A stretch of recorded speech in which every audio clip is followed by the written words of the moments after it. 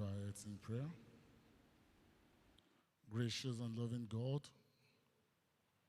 we give you glory for today, that you have granted us the grace to bring the harvest of 2023 to a close as we celebrate the Gleaner's harvest.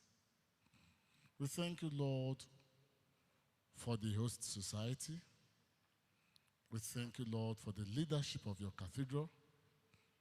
We thank you, Lord, for each and every member of this great cathedral. Father, accept our thanks in the name of Jesus. Speak to us, Lord. Give us the understanding heart. Grant us wisdom that in all that we do, your name alone be glorified and our life be blessed. Through Jesus Christ our Lord. Please sit. I want to congratulate the YWCA. You have done well. You have done greatly well. May the Lord continue to bless your society in the name of Jesus. And also the Cathedral Youth Fellowship, on the occasion of your 76th anniversary. Wow. May the grace of the Lord continue to multiply upon you all in the name of Jesus. Today, the theme we have before us says, assured fruitfulness in Christ alone. Assured fruitfulness in Christ alone.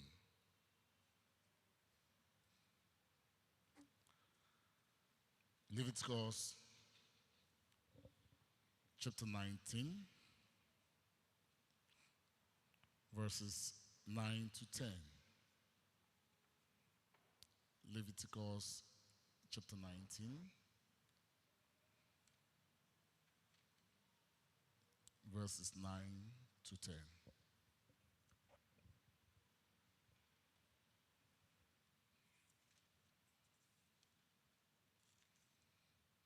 It reads, when you reap the harvest of your land, do not reap it to the very edge of your field, or gathered the gleaning of your harvest. Do not go over your vineyard a second time, or pick up the grapes that are fallen. Leave them for the poor and the foreigners. I am the Lord your God. This is an injunction. It's an order. It's a command from God to his people. Gleaner's harvest, to some people, sees as if we celebrate the poor, which is not.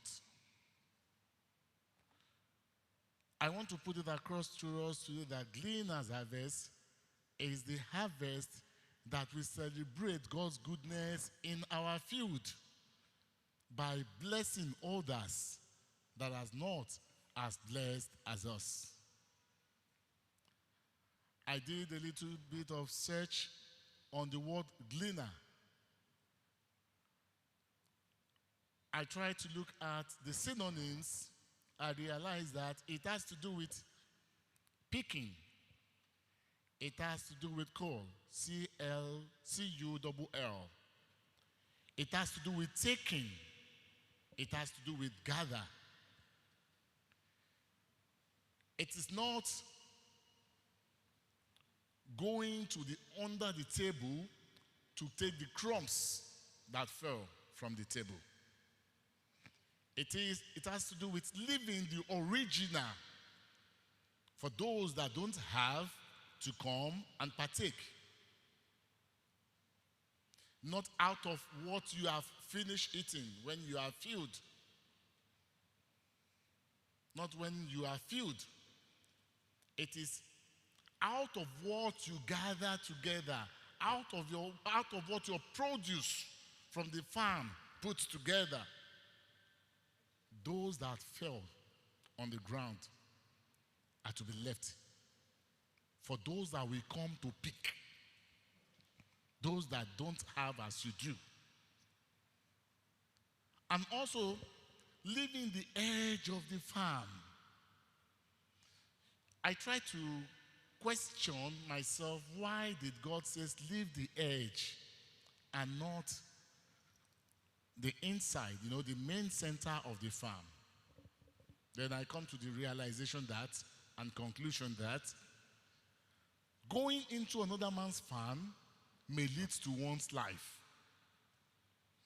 But leaving it at the edge and plucking either maize or whatever thing that is at the edge to eat will not give you trouble. So rather than you being accused of jumping into another man's farm to pluck his crops, God says, no, bless the people by the way as you go. Those that you meet, bless them.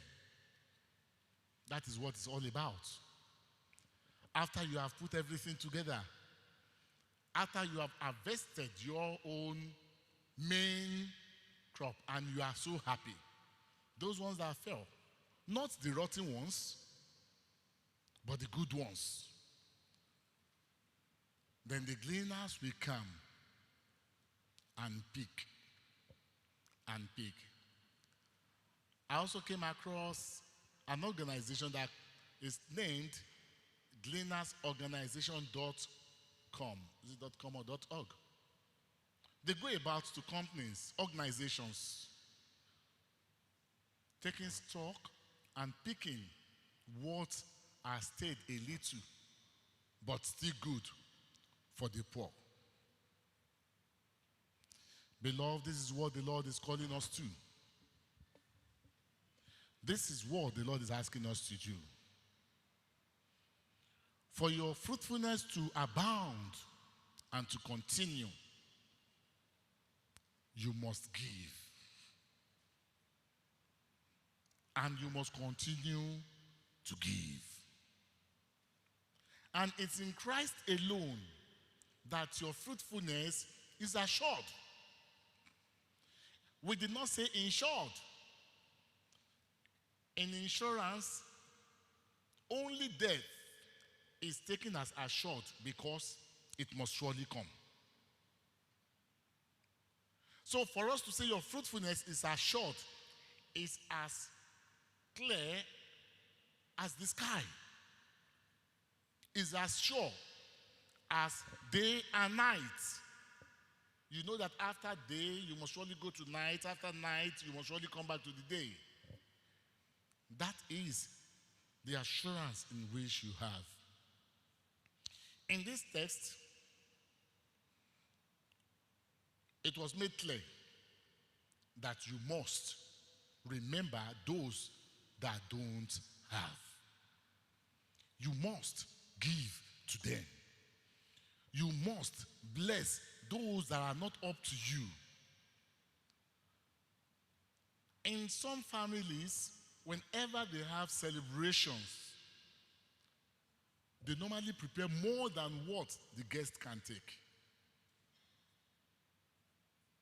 And they will share, not with people that can give them back, but with people that cannot even afford to give them a pea. They will share.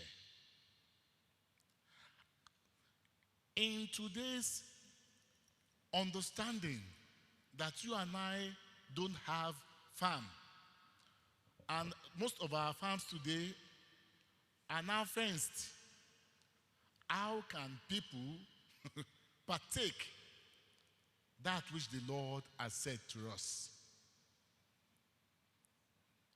Permit me to ask you this question.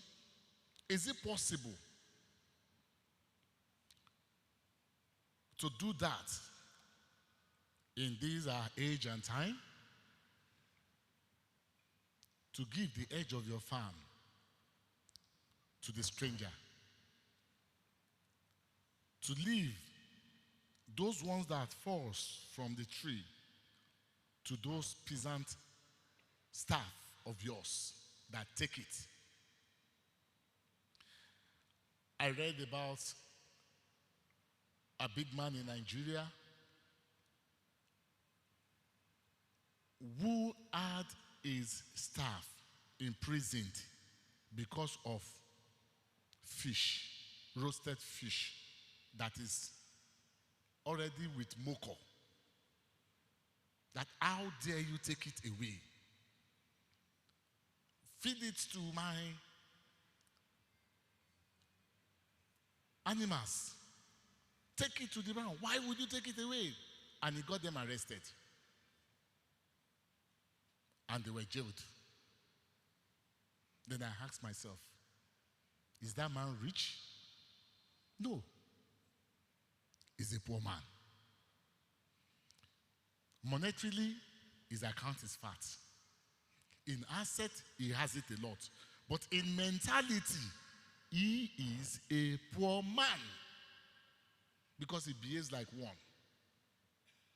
If you are rich and you are so tight-fisted that you will not remember those that works with you and for you, to bless them in occasion as this, then you are not rich. Possible for you to do that if you are in Christ. If you are not in Christ, you will not be able to give as expected. But if you are in Christ, nothing will matter to you. Nothing will matter to you. The only thing that will matter to you is Christ's injunction. What did Christ ask me to do? God spoke to the Israelites, this I want you to do. And they continued in it. Beloved, until you see Christ in your daily dealings, it is not possible. You may think you are successful. Joshua made us to understand that there is difference between being successful and having good success. You will have good success when you are able to do the will of God in this earth, and in heaven have a place with him. If you do not have a place with him, it's not a good success. I want to tell you that by giving to the poor, by extending your generosity to those that are not as blessed as you are, you are becoming fruitful day by day. The number of lives that you touch will determine how fruitful you are. There is an adage in Yoruba that says, "Tó bá máa kú, kó kú. Tó bá máa jìn, kó jìn. Kí láǹfààní olówó tá a jẹ nínú owó ẹ̀ tó tún yanga léni lórí?" If he's going to die, let him die. If he's going to sink, let him sink. Of what good, of what importance is a rich man that is blessed and is a pain in the hearts of the people? They'll just look at him. But if you are good, people will give their life for you. They will take a bullet for you. Then you are fruitful. Then you are doing that which the Lord wants you to do. When we talk about fruitfulness, it is more than having large harvests, but having joy in its overflowing. Having good health. Becoming a blessing to someone. That is fruitfulness. That is fruitfulness. It goes beyond the physical crops. It goes beyond the assets. It goes beyond all that we gather together. It has to also do with you. Are you fruitful? Are you healthy? Are you joyful? Do you have peace in your house? Do you have peace at place of work? In some place of work, whenever the boss is not around, people will start crying. Why? Because they will miss his sense of humor. They will miss our generosity. They will miss our advice. While in some places, immediately they say, Oga Owa is not around, or everybody will begin to share testimony that today will be great in this office. Not because they want to steal, but because the tyrant is not around. It's not in the office. Sometimes they will even say to such people, Daddy, Mommy, why not allow Sister Sholakpe to be helping you to do this? She knows how to do it as well. Not because they love her more than you. It's because your life is not making sense to them. So they quickly want to push you aside so that the person that can be a blessing to them can come in. Are you a blessing to this generation? If you are a blessing to this generation, if you are a giver par excellence, then you are assured of fruitfulness. Genesis chapter 26 verse 12. The Bible says Isaac sowed in the land during famine. Isaac sowed in that land. And he reaped in abundance. Why? Because the Lord was with him. If the Lord had not been with him, he wouldn't have been able to sow and reap in abundance. Because others sowed in that same land and they have nothing to show for it. But in this same land, he had overflowing. Why? The Lord is with him. Is the Lord with you? Are you on the Lord's side? Is the Lord on your side? Can you say that in Christ alone, I hope? Can you say in Christ alone, I trust? Can you say in Christ alone, I live? If you can say this, your generation next are blessed. Today we claim the blessings of Abraham. Why? Because he was a fruitful man. And the blessings, his fruitfulness, extends to his generation unknown to him. Probably now that he's in heaven, he will be able to count the seeds that the Lord has blessed him with. Because we all sing it. Abraham's blessings are mine. I am his seed. You are his seed. Why? Because Abraham was fruitful in the Lord. Beloved fathers and mothers, brothers and sisters, if you want a short fruitfulness, it's in no place. A Yoruba hymn says, Bekele Ọlọ́run rẹ, ṣàmàṣó, dìlérí rẹ mú ṣíṣí, ṣàmàṣó. Oh, God bless you. Hold on to his word. Never let go. Follow him. He's the only one that speaks and nothing can change it. He's the only one that can give you that permanent joy. It's the only one that can give you that peace. It's the only one that can heal you. It's the only one. When we do this, we are sure of fruitfulness. We are sure of his blessings. Once again, I want to congratulate you, YWCA. May the Lord bless you. You will not lose your reward. I want to congratulate us, Cathedral. May the Lord bless each and every one of us.